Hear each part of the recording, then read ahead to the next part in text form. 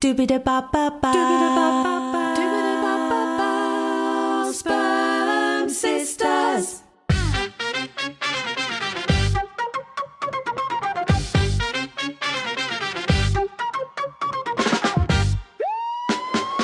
This is a story about sisters, just not the kind that you're expecting.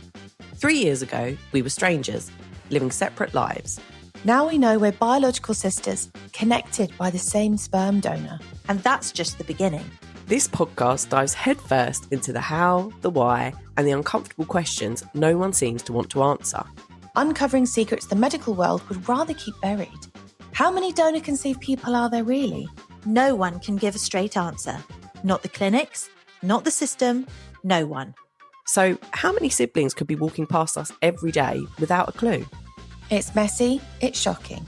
At times, it's almost impossible to believe. And somehow, it's also really funny. Come with us as we dig deeper, ask the uncomfortable questions, and laugh our way through the chaos of discovering who we really are and just how many of us there might be. Coming up on this week's episode of Sperm Sisters.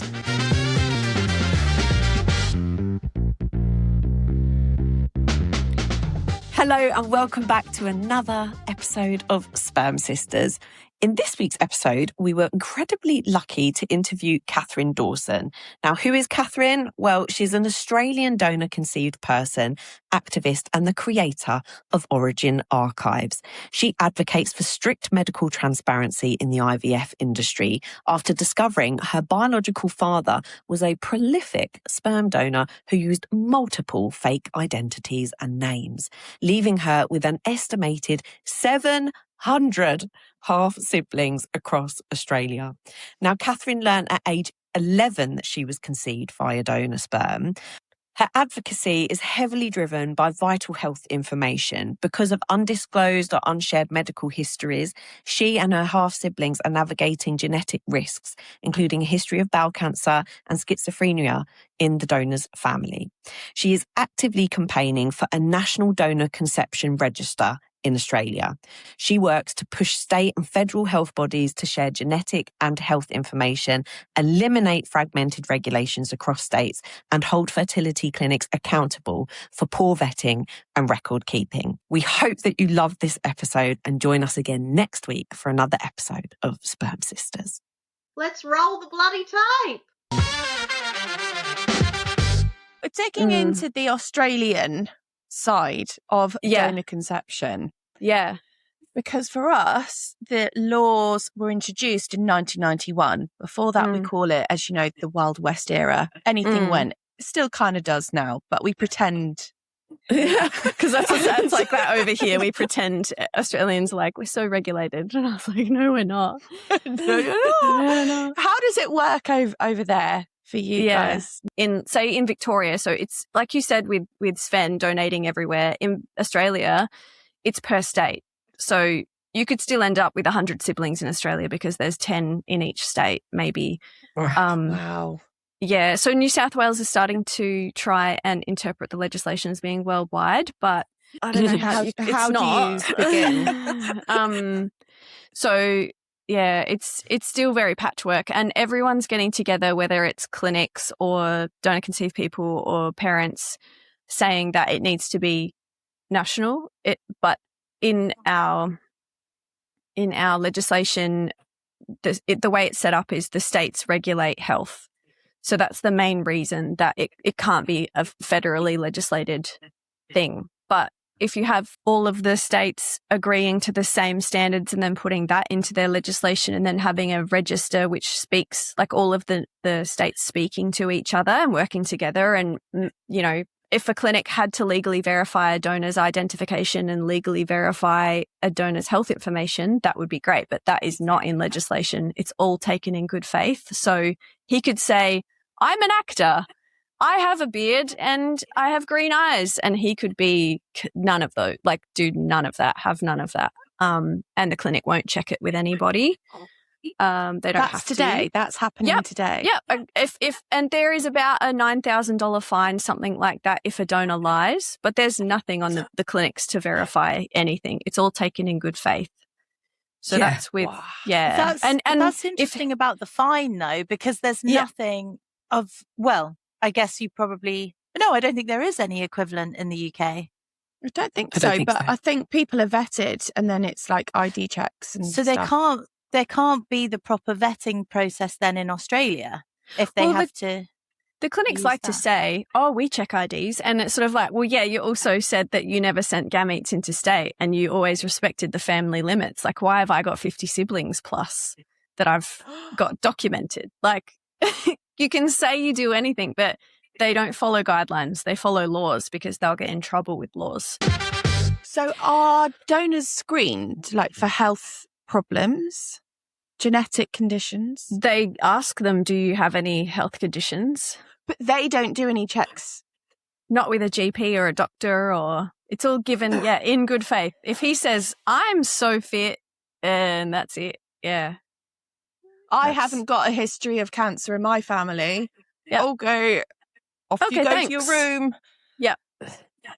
Yeah. It's just Jesus wild, Lord. isn't it? Like you could literally say anything and get away with anything. Yeah. It's just because Which- the trust, like each clinic can do what they want to. They've got their own standards and guidelines and stuff that are best practices. But in Australia, they say they're so heavily regulated, but the regulators, if you could Google it, RTAC is the regulator in Australia. The health ministers have just found that has huge conflicts of interest, which like people have been saying for ages. In the 2001 inquiry, previous CEOs, employees of clinics work as the people who do the licensing, like the auditing for the clinics to get their licenses. They're all previous employees and stuff of clinics. So it's sort of like they know these people and their mates giving mates licenses to then take in Medicare funds. So it's all... Christ. Yeah, like Monash hasn't lost their license for doing, there's 2 mix-ups, I think it was last year, of embryo mix-ups. There's no fines. RTAC still hasn't released their yearly report from that year, which should say those mix-ups in there, but they still haven't released that. So the health ministers have finally acknowledged, because of those mix-ups coming out, it needs to be totally independent of the clinics for the clinics to have their licenses and to be actually regulated. Do you think, because you had said earlier that your donor had also given fake names. Yeah. Why was that? Just so that he could donate as many times as possible, do you think? What's the reasoning behind that? So it was still paid because when I grew up in the Riverland, very country, like 12,000 people in the town I grew up in. And then I watched this show, Will and Grace. Have you ever seen Will and Grace? Oh, yes. Right? Love. So like Megan Mullally and Sean Hayes, I was like, I grew up like knowing I was donor conceived, and I was like, oh man, when I try and find this guy, he's just going to be a Jack McFarland. It's going to be sweet. It's going to be like singing this like awesome gay guy. I was convinced that my donor was a gay man because he wrote single. So my mum did try and get the non-identifying information. So that said no medical history on it. Of course. Next to psychiatric illnesses, there was an SCH and it was scribbled out and then stuff was written underneath it, but that was never sort of checked. It said he was single, like however tall, green eyes. Mum didn't choose him. They just sort of matched the donor to be like my legal father's features so that I would pass as his in case they didn't want to tell me. In Australia, it's very much like, she'll be right. Have you heard of that saying? Oh, she'll be right, mate. She'll be right. No. Like, she will be all right. Yeah. So, like your car's broken down. Oh, she'll be right. Like you'll be all right in the end. Okay. She'll be right. So I think that's a big part of maybe donor conception now. It's like, oh, she'll be right. Like that. Any bad stuff won't happen to you kind of thing. So, and this is why I've probably related so hard to the podcast, is that my mum died when I was 18. So she was sick during my year 11 and 12. And I think that was like the hardest thing I've ever dealt with in my life. It took like a good 10 years of like in the grief trenches. Like Fleabag, so relatable. That can be like a comfort show, as dark as that is. But like, it was really hard. And so when I moved to Melbourne, like Mum had tried to find this information. I knew the truth about that, but I think I was kind of like quite stunted in some ways. Like I'd never pictured my wedding day or like thought about any of this adult stuff because I was too much dealing with everything that happened to mum and stuff. So when I got to Melbourne, I had to present her death certificate to Monash because they were like, no, we can't give you her treating files. And I said, well, she's not a like natural person anymore in legal terms. So there's no privacy that you're breaking by giving her documents to me because she legally doesn't have an existence kind of thing anymore. So I know you can give them to me. So they had to black out my legal father's signatures and name, even though I know who he is. And they gave me those documents. Yeah, and then they while also saying you can't know who your siblings are, but there was a discrepancy with this too. They sent me a letter saying there were like 8 boys and 4 girls, but when I got the list, there were 4 girls and 7 boys, and I was like, why is that someone missing off of there? And I was like, that must just be human error. Don't think that if something happens, like the other donor conceived people, it's not human error. It's the clinic's trying to hide something. And they were actually hiding a sibling that was born with some illness that his parents didn't want him being kind of known by us.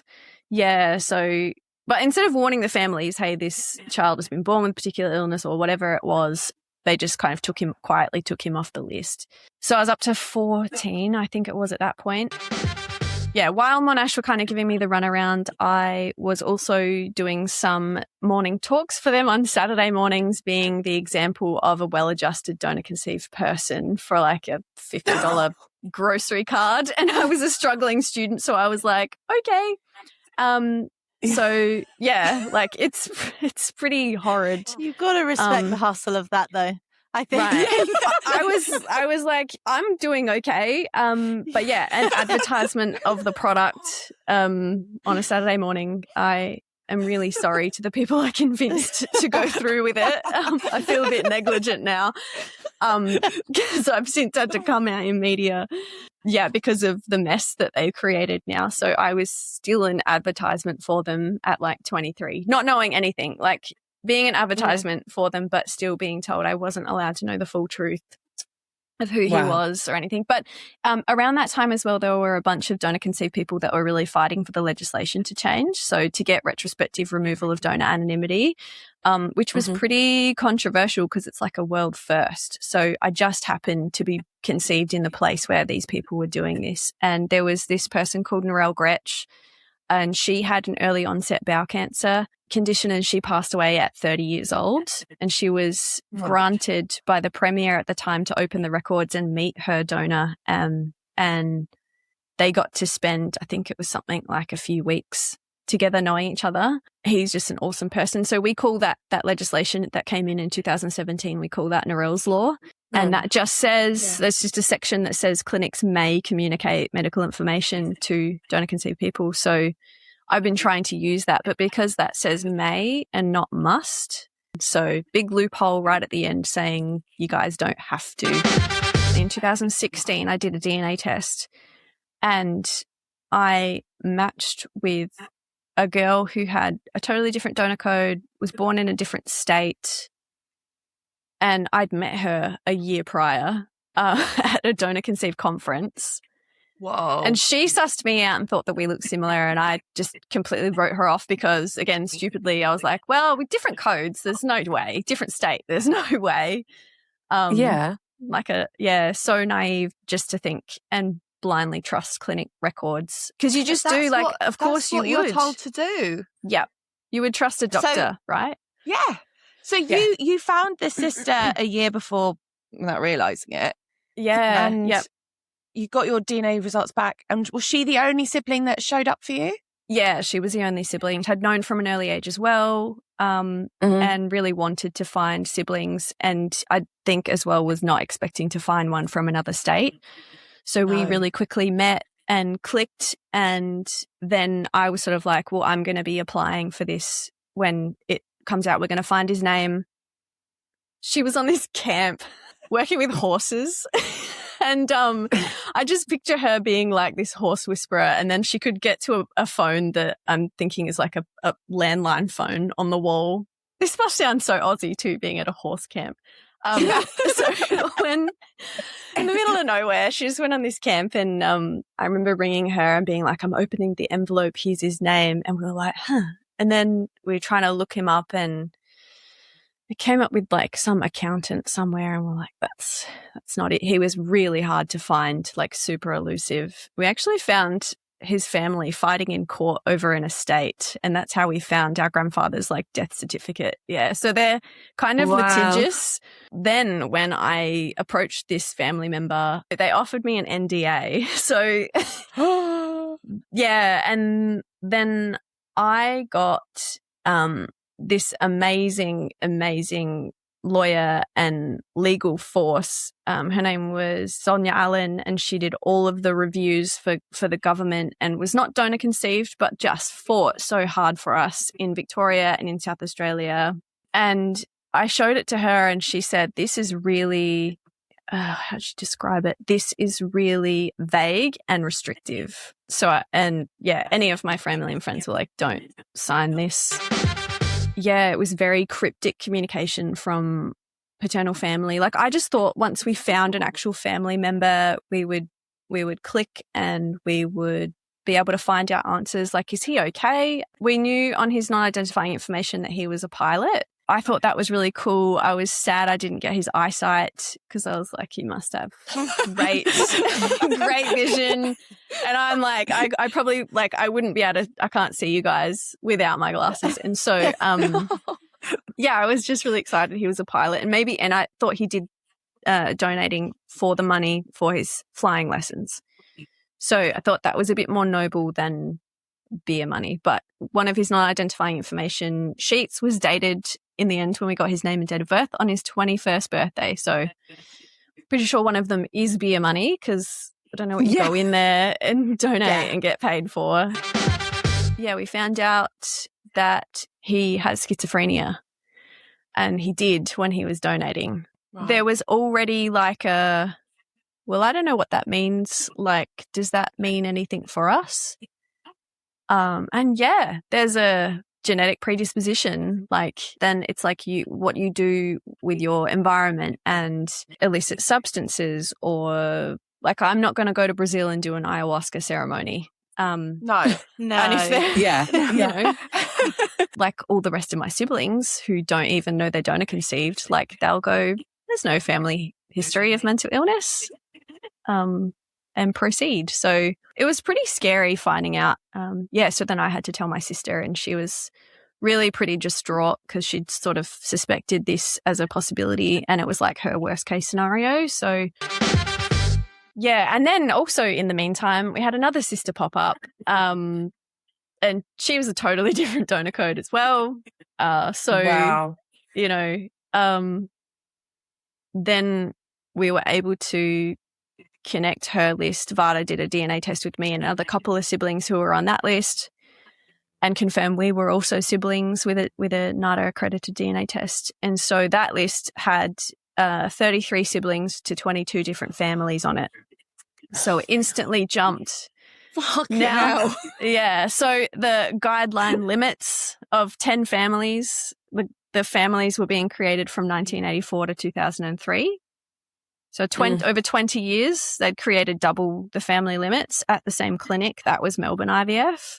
Jesus Lord. Yeah. So he definitely did donate at multiple clinics under a couple of different names at least. And then the clinic sent gametes from Melbourne into South Australia. And that's why I have a sibling in South Australia. More gametes were sent from Melbourne into Queensland, and they've only just put limits in, legal family limits, in 2026, April 2026. So there's going to be a whole wave of Queenslanders. Yeah. There's going to be a whole wave of Queenslanders who are in the same situation as me. She'll be right. In however many. Yeah. She'll be right. Yeah. She'll be all right. So this is such a mental question to ask. What's your total now, do you think?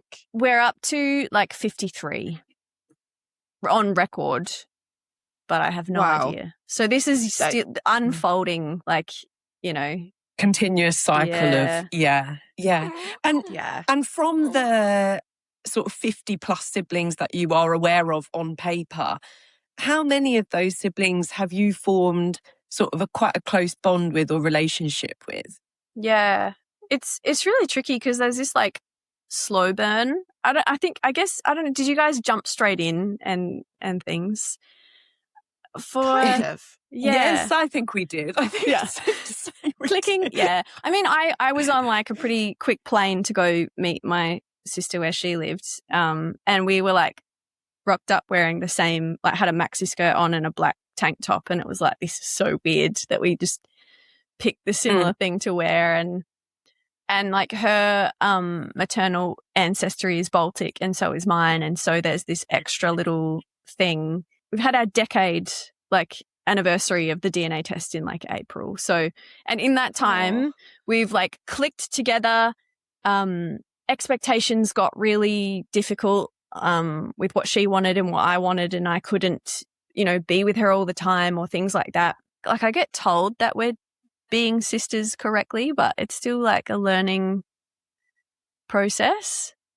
But also, like, what does that mean? Yeah, I have no idea. Like, what does that mean? Like, it's just, I think it's just about like meeting strangers who you happen to be donor, you happen to be biologically related to. Yeah. And, learning about each other, and through learning about each other, discovering that, you have similarities, or maybe you don't. We totally do. It's just, yeah. You do. Yeah. We can say that for sure. Yeah.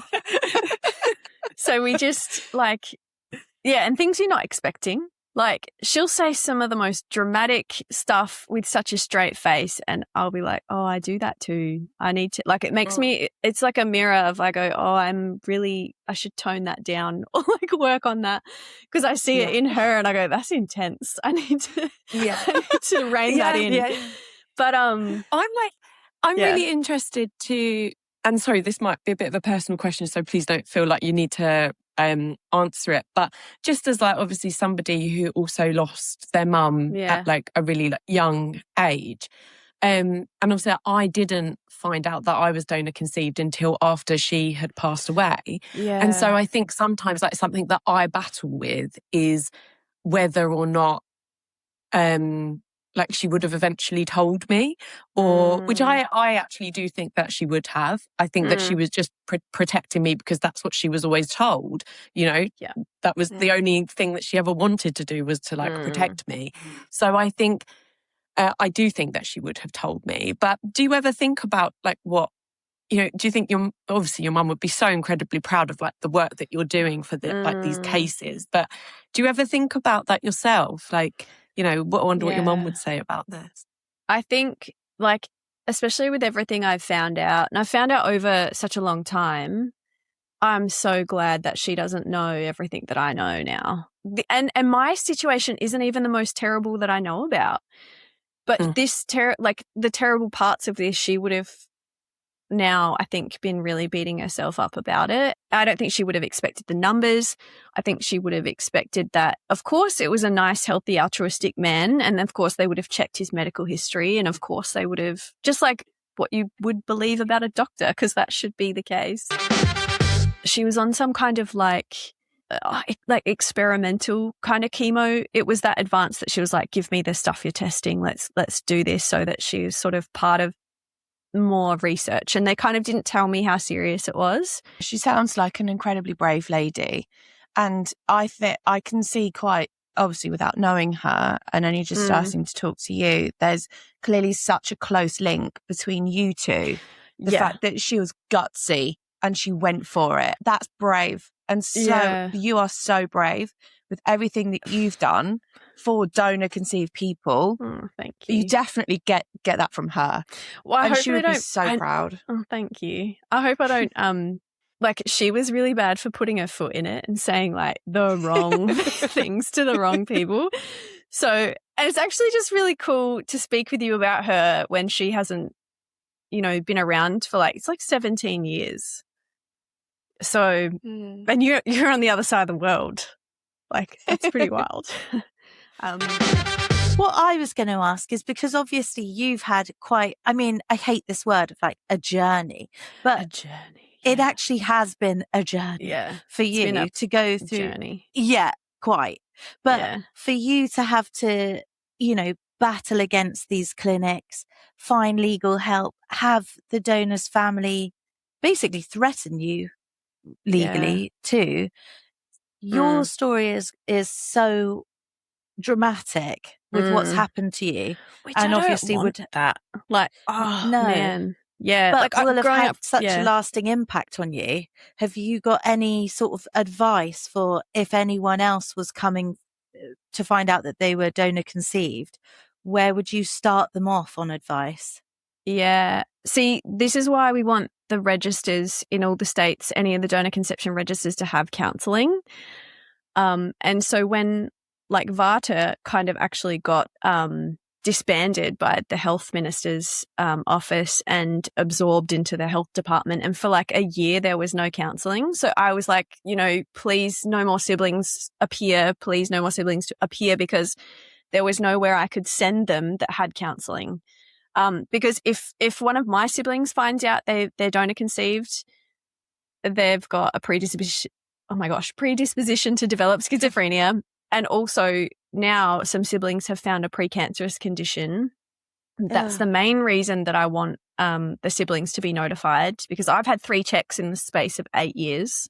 No symptoms, but I have to continue checking. They told me it wouldn't be good news by the time I was 40. So I'm essentially trying to use Narelle's law. I fully kind of accept that parts of it really do suck, but there are parts that are awesome. Like, imagine connecting with like 3 Brits across the way from like this strange situation. Like, we're all in this community together as well. And there's a really strong sense of just understanding. Like, there's so much you don't need to say when you meet up with a donor conceived person. And that side of like feeling understood is like, to me, the greatest feeling, because it's been so hard to find it elsewhere. A lot of people, it feels like they're almost allergic to the reality of it and just can't go there and can't look at it. And I have siblings like that, and that is so fair. When this is like a crazy chain of events that have unfolded, like there's even stuff that I haven't even, like I wouldn't even necessarily mention until, I won't get sued and people have passed away and things like that. So there's like from this litigious family. But there are things that like I don't kind of mention and things that I don't want my siblings to learn in one day. Like if they do a DNA test now, it's sort of like, okay, get linked up with a counsellor and be able to process this with someone who's maybe not a family member telling them that this doesn't matter, this doesn't change anything about you. Because those things, of course it changes everything. And it changes everything when a new sibling pops up. And like, you just get the cards you're dealt and they're face down when you get them as a donor conceived person. So if you want to pick them up. That's a really good way of putting it, by the way. I love that. Start saying that. Yeah. That should be like, take it if you want. Thanks. That's a new one. I think you guys have really done an amazing job with like humanizing us all, even though that shouldn't be a thing you have to do. But yeah. Thank you so much. Human connection. That's our aim. Right, there we go. That was our interview then with Evie from Origin Archives. I think it's safe to say that was fascinating. I really did enjoy it. I think we've learned so much anyway.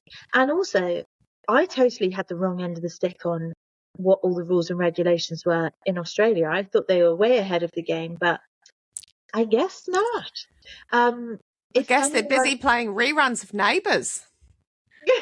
Summer High Tie. So, a classic. What else is there? Home and Away. Home and bloody way. If anyone in Australia is going through anything similar to Evie, head over to Instagram and find her at Origin Archives. She is a wealth of knowledge, has lots of different podcasts, resources, books, the whole shebang. And she's lovely to chat to too. So I'm sure she won't mind if you drop her a message. And as promised, our new segment, Sperm Sisters mailbag. Are we ready for Laura? Ready. Hi everyone. my question for you is that you have mentioned before when growing up you kind of felt like you didn't belong with your parents. So do you have kind of some other examples of this that you can think of? Oh, that is a juicy question. Oh, Laura! Oh, God, what a can of worms. I can't remember if we've even addressed that Nat's not in this little bit. She's got a very important meeting that she couldn't get out of. And the episode comes out tomorrow, so we really needed to just record this now because we're all lastminute.com. But so I would love to know what Nat says, so we'll ask her later. But I don't know. One thing I think is, you know, when you're a child and you always daydream. Yeah. Without fail, my daydream was always that actually I had a famous dad who was going to like knock on the door, and then that was my dad, which is like a really weird daydream to have when you're quite young, I think. Like I genuinely always thought that my dad was going to be Robbie Williams or Prince Charles. Yeah. Well, oh yes. Oh, this is but it was like a frequent thought. Yes, like any time. So you know, like if you were like at school, or if you're just in your room or something and you start daydreaming, if you're like looking out the window, always my daydream would be that, which is really odd, I think, to have thought that. That is so particular. It's so particular. There wasn't any like longing in it to be true. It just was the daydream. So do you think it was your body trying to tell you? I think I must have picked up on stuff subconsciously as a child. Yeah. I must have somehow sort of known without understanding it. Oh my God. Yeah.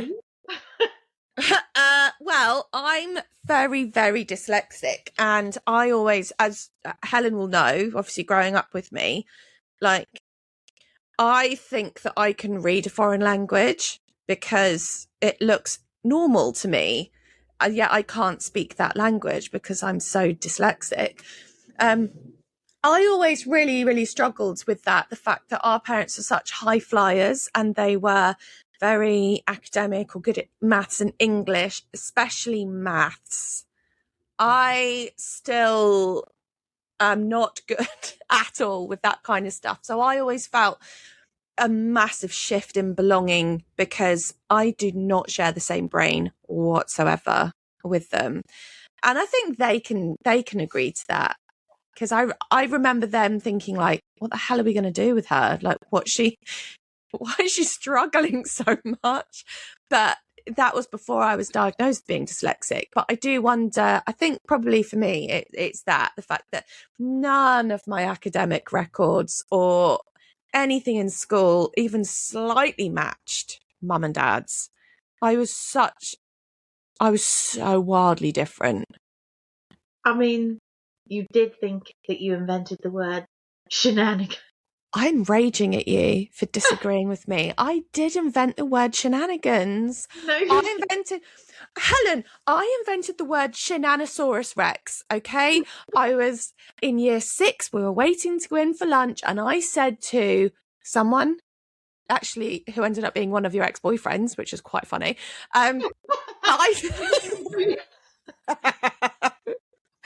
I said to him, I was like, oh my God, it's Tyrannosaurus Rex. And everyone laughed. And I made up the word shenanigans from that. And how did you used to say it? Shenanigans. I'm really pleased we've managed to shoehorn that into the podcast somehow. Thank you so much, Laura, for that question. And thanks, Helen, for bringing that up. Good question. Next week, we'll ask Helen, what are pumbies? Okay. Okay. Thank you so much for listening. Please feel free to leave a 5-star review wherever you're listening to your podcasts. Give us a follow, share it with friends and things like that. It really, really helps us out. And if you've got any suggestions for any upcoming episodes, or if you do want to send us a voice note. voice note.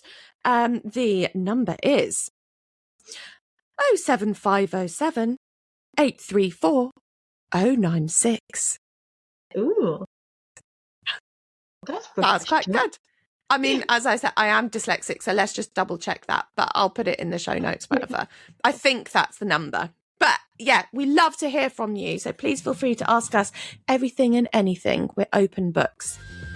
Have a wonderful week and we will catch you later. Bye. Shenanigans.